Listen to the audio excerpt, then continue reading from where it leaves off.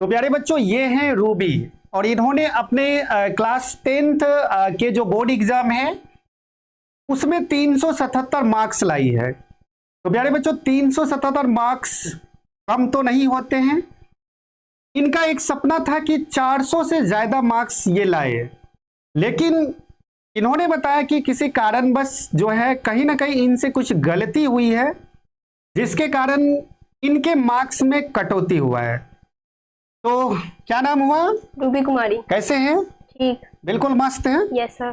तो 377 मार्क्स आपको मिले, क्या आप इन 377 से संतुष्ट हैं? यस सर, जितना मिले उतना में आदमी को समझ। एक लक्ष्य क्या था आपको? 400 तक।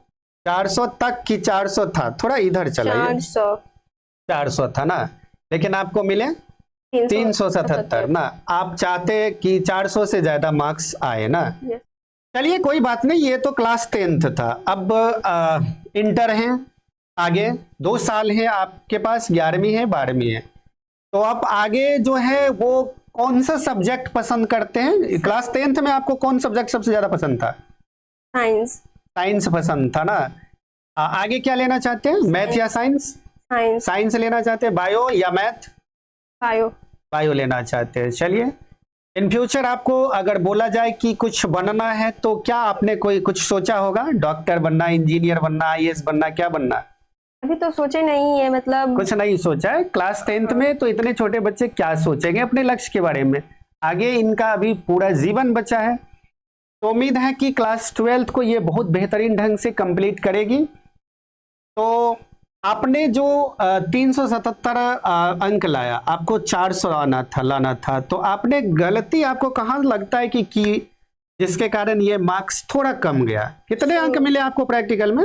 19 मिले। सब में ठीक ठाक मिला ना? हाँ। चले 20 में इनको तो 19 मिला, लेकिन कहीं कहीं प्रैक्टिकल में स्कूल से प्यारे बच्चों कम मार्क्स मिले हैं, जो नहीं ऐसा होना चाहिए। काहे कि डिवीजन छूट जाते हैं।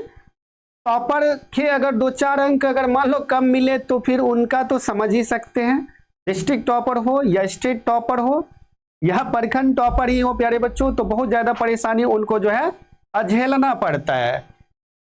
तो बायो लेंगे ना। तो आगे किस प्रकार से आप स्ट्रेटजी बनाएंगे, यानी कैसे पढ़ेंगे? कुछ तो सोचा होगा आपने। हाँ। अब क्या? जैसे हम 10th में 5 से 6 घंटा पढ़ते थे, अब उससे ज्यादा करना चाहिए कि जितना मेरा सपना था उतना आना चाहिए।